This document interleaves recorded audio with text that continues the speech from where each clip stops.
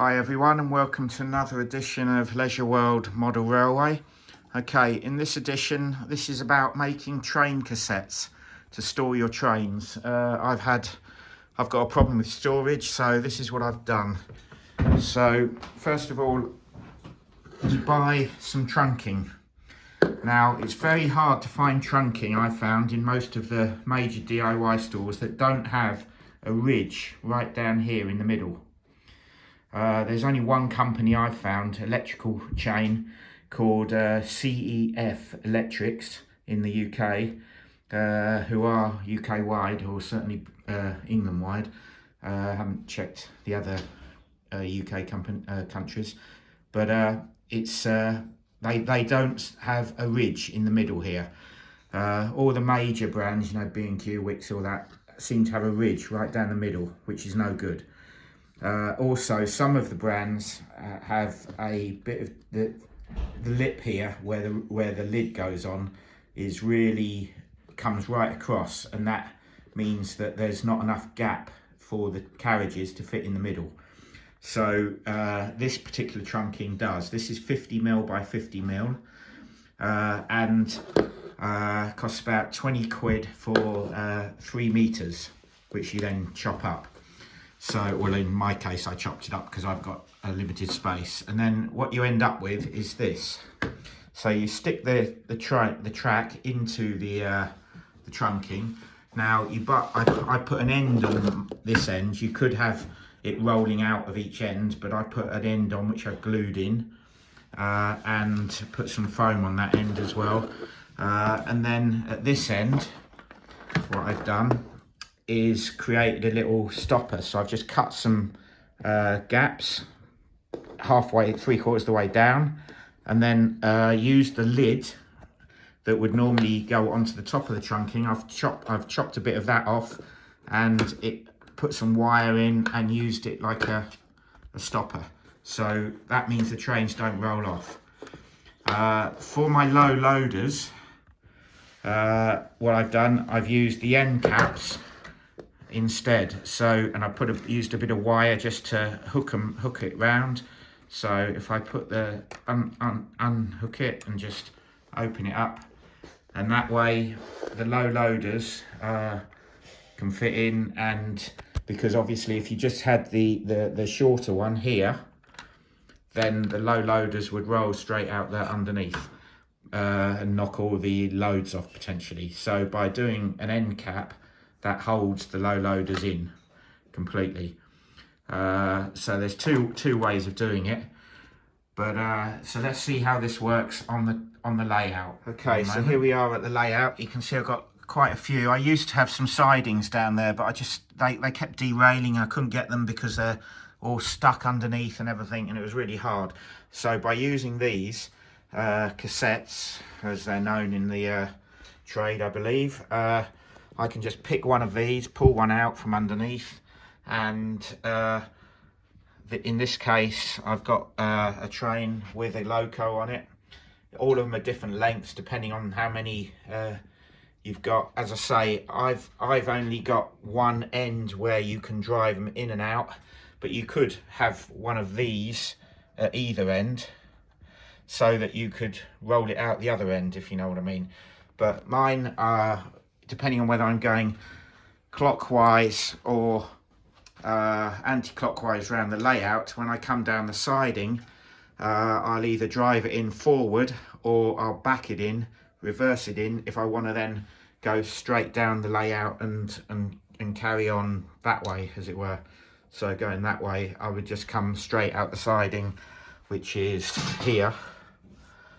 So I'd come straight out and carry on going. But if I was coming in, if I wanted to drive the train that way, then I would go forwards in and then reverse it out and go that way. As I say, you could just drive it in and then swing this round, but this is the way I've done it. But you can have these, you could put these end points in each end. Okay, so all you do is I've got a couple of fish plates here, which I've connected this particular cassette to. So I now have power going into the cassette. As you can see, the lights are on. So we turn on the old engine. This particular loco has the pantographs that go up and down, but I'm not going to use those today, so we'll take them down. And then we just drive the loco out, essentially, not too fast, but when it comes straight out and onto the track.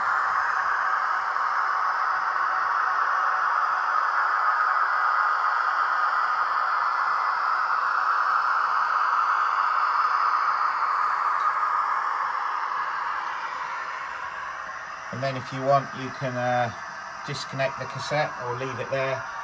And once you've finished with the loco, and this one I put on a rear tail light as well, just to give it that extra bit of authenticity.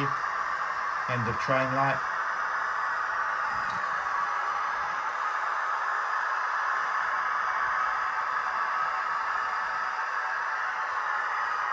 So if I stop that now,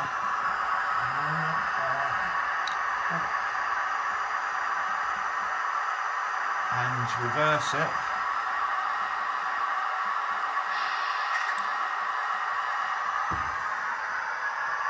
and I can just drive it straight back the way it came onto the cassette.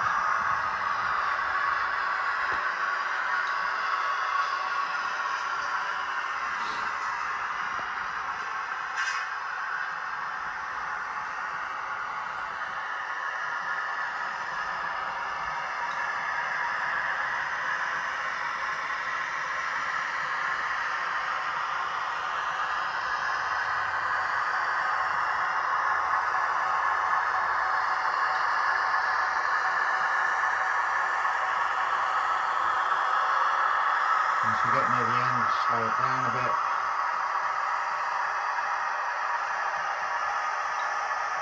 And stop. And there we have it stopped. So turn off the lights, turn it off, and then you just slip that back over like that. And there we have it. And then we just take it off the and put it to one side there like that, and then grab another one if you wanted to. So, you know, I don't know, get another one out from here. This one's another short one, but some of them are, I've got them up to about 1 meter length, which is the only space I've got here to put them on. Obviously if you've got more space you can have longer trains, but mine are about 1 meter. These ones aren't. These two I'm showing you at the moment. So then put this one on, just slide it into the fish plates. Obviously the way you connect it is, there are different options, but I'm finding this is not, well, if I'm not holding the phone and I'm just doing this without the phone on, I could get this in pretty easily. Struggling with the I'm struggling while I'm holding the phone to put this in, but anyway, yeah, you get the idea. I can't do this while I'm holding the phone. I need both hands to put this on, but basically you get the idea. You put it onto there, flick over that and drive it off. So they are the cassettes. Very easy to make, as I say. Just need a bit of conduit, but you need to make sure that this bit here, this lip, doesn't come right over, otherwise you won't have room for the trains, because it is pretty tight. This is, as I say, 50 mil by 50 mil, and then use the lids that come with it, because the trains are too tall for the lids to go on top and protect them from the rooftop. So you might as well use the lid bit to use for these stoppers.